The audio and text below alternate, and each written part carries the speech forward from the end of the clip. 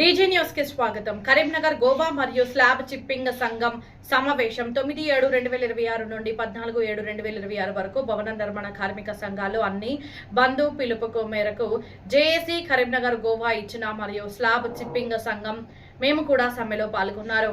Slab chipping సంఘం సభ్యులు మాట్లాడుతూ మా యొక్క సంఘం ఏర్పడిన 15 సంవత్సరాల నుండి మాకు సంఘం భవనం లేదు. కావున సంఘం భవనం కొరకు 4 గుంటల భూమి మరియు నిర్మాణానికి కావాల్సిన నిధులు కేటాయించగలరని ఈ యొక్క ప్రభుత్వాన్ని కోరుచున్నాము.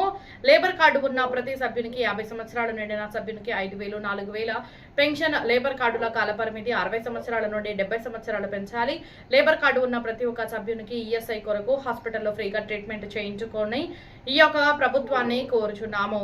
ఈ కార్యక్రమంలో అధ్యక్షులు ఏనుగుల తిరుపతి, బైరా ఓదెలు, మొలుగురి సమ్మయ్య, ఎగుర్ల సాయిలు, ఆకునూరి శంకరయ్య, ఓరిగెల మొండయ్య, ఇల్లందుల సదానందం, గుడెల్లి నరసింగం, ఓరిగెల లక్ష్మణ్, కుంట రవీందర్, భాషపోయిన కుమార్, రామంచ లక్ష్మణ్ కార్యవర్గ సభ్యులు పాల్గొన్నారు.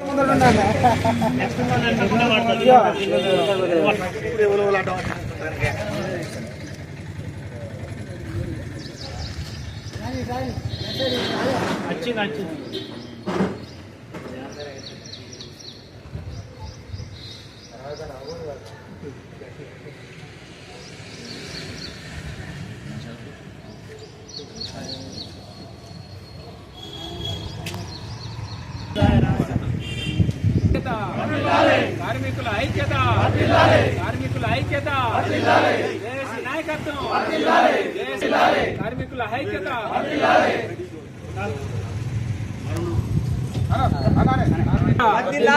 కార్మికుల ఐక్యత, కార్మికుల ఐక్యత, దేశీ నాయకత్వం, దేశీ నాయకత్వం, దేశీ నాయకత్వం, దేశీ.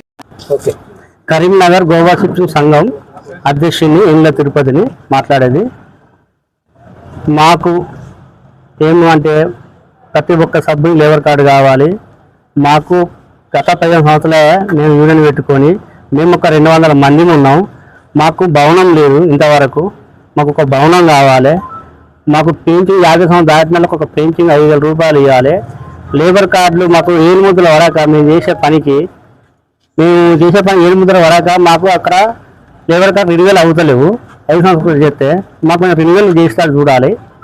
మేము కోరుకుంటున్నాం. పెంచాలి, మాకు రేట్లు పెరగాలి.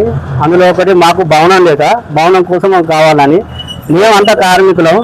మాకు ఇళ్ళ కిరాయిల గురించి బతుకుతున్నాం. మాకు కిరాయిలు సరిపోతలేవు. మాకు ఇల్లు కూడా మాకు ఇవ్వాలని మేము కోరుకుంటున్నాం. నా పేరు ఏనుగుల తిరుపతి.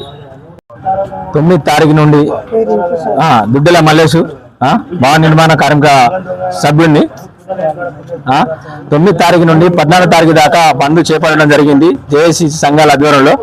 అదేంటంటే మా యొక్క ప్రజా సమస్యల మీద మేము ప్రభుత్వానికి, కేంద్ర ప్రభుత్వానికి, రాష్ట్ర ప్రభుత్వానికి మేము విన్నవించుకుంటున్నాం. ఎందుకంటే ప్రతి ఒక్క కార్మికుడు పొట్ట కోసం ఒక రోజు కూలి చేస్తేనే గడిచేటువంటి పరిస్థితులు ఉన్నాయి. ఇప్పుడు ఏది ఏమైనా కానీ ప్రభుత్వాలు ప్రజలకు వారధిగా ఉండి పనిచేసే వ్యక్తులను వాళ్ళు ఆలోచించి ప్రతి ఒక్కరికి ఏదైతే సమస్య ఉందో సమస్య మీద పరిష్కరించి ప్రతి ఒక్కరికి భవన నిర్మాణ కార్మిక సంఘాలు కానీ ప్రతి ఒక్క కార్మిక సంఘాలు కానీ ఏదున్నా కానీ ప్రతి ఒక్క సమస్య మీద వాళ్ళు ఆలోచించి ప్రభుత్వాలు, కేంద్ర ప్రభుత్వం, రాష్ట్ర ప్రభుత్వాలు కానీ ఖచ్చితంగా ప్రజలకు వారధిగా ఉండి వీరి యొక్క సమస్యలు పరిష్కరించాలని. మరియు ఇక్కడ హాస్పిటల్ లేదు, ఈఎస్ఐ హాస్పిటల్ లేదు. బీడీ కార్మికులకు మాత్రమే వాళ్లకు వర్తిస్తుంది.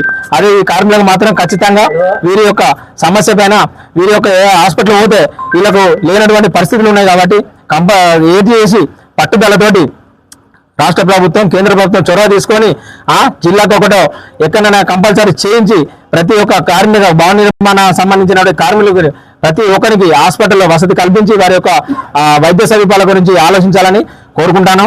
మరియు ప్రతి ఒక్క 50 సంవత్సరాల నుంచి 70 సంవత్సరాల వరకు వీళ్ళకు ఏది లేబర్ యొక్క కార్డు యొక్క కాలపరిమితి పెంచాలి.